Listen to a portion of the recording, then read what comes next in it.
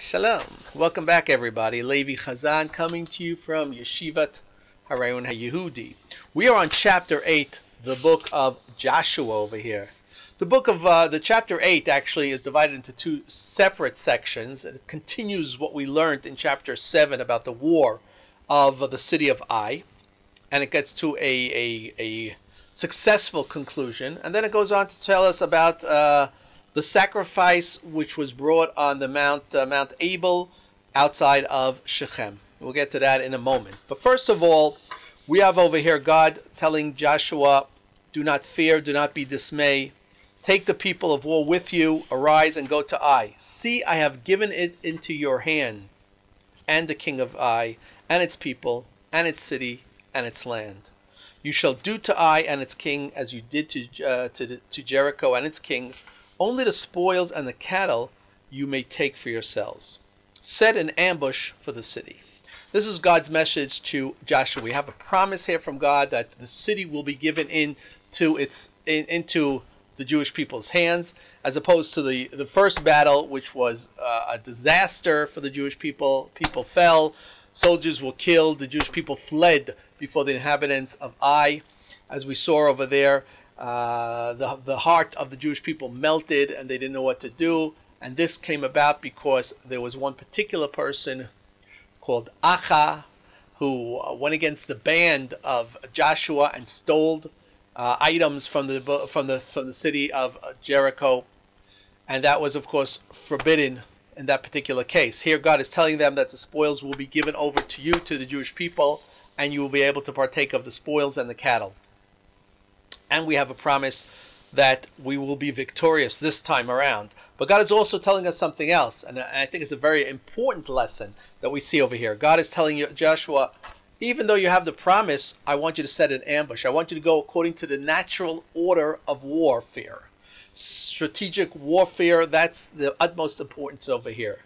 So even though we have God behind us, so to speak, or God in front of us, and we know we'll be victorious, we don't sit around and shoot debris and read Tehillim and say, well, God's going to give it to us anyway. No, we go out with everything we've got, with the best armor we have, with the best soldiers we have, whatever we have at our disposal, and we go out to do battle in a natural order of things. That's the lesson that God has given over to Joshua over here. So Joshua rises up in the morning, and he chooses 30,000 mighty men, and he brings them out to an ambush outside the city, and he tells them to wait for the signal. In the meantime, Joshua takes another 5,000 men and goes out to the gates of Ai, and when the soldiers of Ai see Joshua and his platoon that's coming to fight against them, they go out charging against the Jewish people. Joshua flees. So this is like a double secret ambush that Joshua has placed over here. Not just one ambush outside the city. He's actually done a double secret ambush, which is unbelievable. So he flees to the desert before the men of Ai, and all the soldiers of Ai come running out after Joshua, thinking, hey, yesterday we were successful against them. We will also be successful against these Jews again. And here we are going to fight against them. But this time Joshua, at this particular point, once he has taken them out to the desert, he raises his spear, and that's a sign that the first ambush, which is sitting outside, will now enter into the city. They're unopposed because all the soldiers of war have run after the Jewish people, thinking that it's a good time. Let's get the Jew. Hey, let's run and get the Jew. But they're thinking, oh, that's not going to happen today, because this ambush arises, and they burn down the city, and they kill everybody that's involved over there. When the smoke rises, and when the soldiers of Ai turn around and see this tremendous sight of their cities being burnt, their hearts melt before the Jewish people. They know that their number is up. Joshua at this point turns around and then faces back and goes against these soldiers and destroys them. The text tells us the men of Ai looked behind them and saw, and behold, the smoke of the city ascended up to heaven. And they had no power to flee this way or that way. Joshua and all the people that were in the ambush had taken the city, and the smoke of the city ascended. They turned back and slew the men of Ai. And it was when Israel made an end to the slaying of the inhabitants of Ai in the field and in the desert where they chased them. They took, says over here, that they had completely destroyed all of the inhabitants of Ai, leaving nobody. Nobody. Only the cattle and the spoils of the city the Jews took for themselves. They then came and they took the king. They held the king in prison for that particular day, and they hung him high for all to see the might of the God of the mighty one of Jacob. And it was in the evening that he commanded to take down the carcass from the gallows, and they threw it at the entrance of the gate. And they raised a great heap of stones to this day. This is really the first section of chapter 8. Continues the war of Ai, which started in chapter 7, and its successful conclusion over here with the victory for Yoshua and the Jewish people. The text now goes on to teach us, Az yivnei Yoshua mizbeach l'Hashem. At this point, Joshua built an altar for God on Har Abel. Har Abel, we mentioned, is right outside the city of Shechem, Nablus, as it's known today. And this seemingly is not in the same area as Bethel, but that really doesn't mean anything. And they went out and they wrote a Sefer Torah, which was commanded by Moshe. If we look in the book of Deuteronomy, we'll see this command by Moshe on the day that they arrive into the land of Eretz Yisrael. This was supposed to be done. So obviously, if we take this in this particular order after the Battle of Ai, this wasn't done right away. It was done within a very short period of time upon entering the land of Eretz Yisrael, but it wasn't done on the first day, that's for sure. And there they offered sacrifices to God, and it was a joyous time for all. And they wrote there upon the stones a copy of the laws of Moshe, which he wrote in the presence of the children of Israel. And all of Israel, their elders, their officers, and their judges stood at the side of the mountain before the priests and the Levites. So it seems that the priests and the Levites and the ark stood in the middle. And on these two mountain tops over here, right outside the city of Shechem, the laws were given, and the blessings and the curse were given over to the Jewish people. It was sort of like a covenant, a brit that was given over to the Jews upon entering the land of Eretz Yisrael.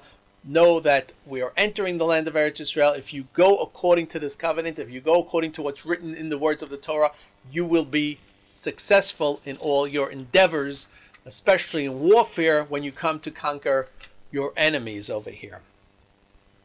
The text continues to tell us they stood over the mount of Gerizim, half of them on the mount of Abel, and Moses, as Moses, the servant of the Lord, had commanded to bless the people of Israel first, and afterwards he read all the words of the law, the blessings and the curse according to all that was written in the book of the Torah. There was not a word that Moses commanded which Yoshua did not read before the congregations of Israel, with the women and the little ones and the strangers that walk amongst them. This concludes chapter 8. But we see that if we take this context over here, that this happened after the war of Ai, we still have the problem that Moses commanded the Jewish people to have this ceremony outside of Shechem on these two mountains upon entering the land of Eretz Yisrael. So Rashi picks up at this and says, this section is written in the manner of earlier or later events combined in the Torah. For this occurred on the day that they crossed the Jordan. So Rashi over saying this is not the proper place for this. This is actually the first event that happened. After the miracle of crossing the Jordan, the Jews immediately went from the Jordan River all the way over to Shechem, to these two mountaintops outside of Shechem, in order to hear the blessings and the curses, to get the covenant of the Torah, of the laws. And then from there they went back to encampment in Gilgal, where they did circumcision, as we learned.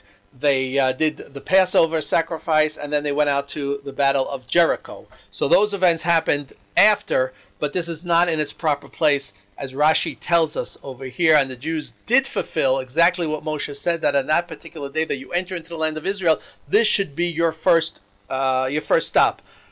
The blessings and the curse, the covenant with God, because your success, or God forbid, your defeat, fringes upon the idea that you're accepting God's law in the land of Eretz Yisrael. So I quickly quote over here from the Gemara, the Talmud, which tells us the following. Come and see how many miracles were performed for Israel on that day. This is the first day that they enter into the land. Israel crossed the Jordan. They came to the Mount Gerizim and to Mount Abel, thus traveling a distance of more than 60 mil from the Jordan River all the way out to Shechem, a long distance over there, traveling with women and men, etc., a congregation of some 2 to 3 million people. And so that was a miracle by itself, that they were able to cover such tremendous distance in such a short period of time, actually to go from the Jordan River to Shechem area to hear the curses and the blessings, and then to go back to the Jordan area where they set up camp in Gilgal. Not only that, but no creature was able to stand and withstood them, and immediately they became panic-stricken. Because here you have an envoy of the entire Jewish people nation coming, walking in the way underneath mountaintops. They could easily have been attacked by the enemies that lived here. But God, one of the miracles that God made them panic-stricken, and they were unable to attack the Jewish people during this period of time when the Jews marched from the Jordan all the way out to Har Gerizim. That's the Talmud over there. So that ends our chapter. Just to recap, we have the victory of Ai, finally successful victory, and that was a great thing. We learned over there that God told Yoshua to have an ambush, natural order of things, very important to remember that.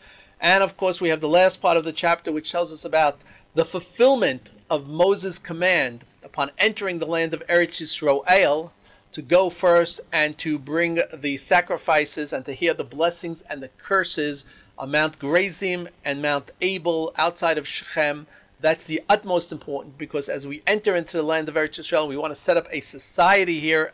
We must do it on the foundations of the Torah. Thanks for being with us. Questions, comments, I'm here for you.